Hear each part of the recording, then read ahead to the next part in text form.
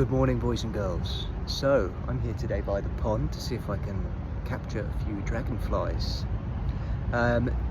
Today's message is about success, and I think no animal really represents that better than the dragonfly. They are the most efficient predator on this planet, so I believe, so I've heard.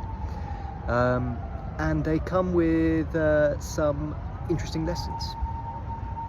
So, elementally, they consist majoritively of water and air. They start their life deep in the pond and they emerge in the summer. They come out to hunt and to mate.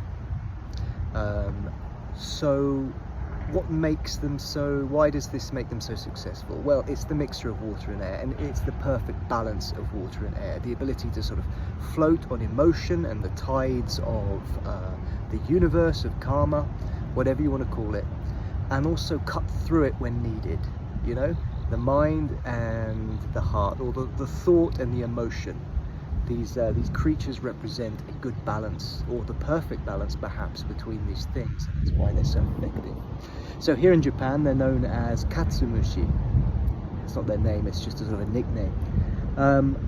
And this means basically winning bug, and they're related to, or they're sort of, they're often seen on sort of samurai armor and regalia and flags, because they represent that type of, you know, perfect winning stroke of the sword between, you know, waiting for the right moment and then taking it. And I think that's why they're so successful little creatures.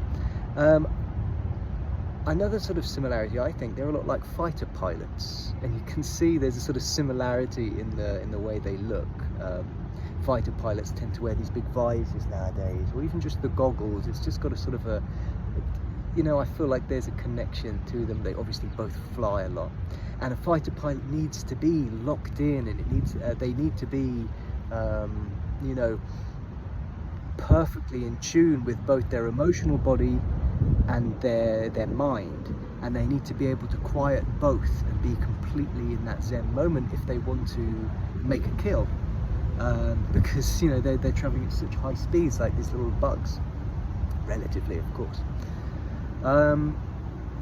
So yeah, and I think that's the lesson really from the dragonfly, is success. If you want to be successful, you have to find that balance between your emotional state,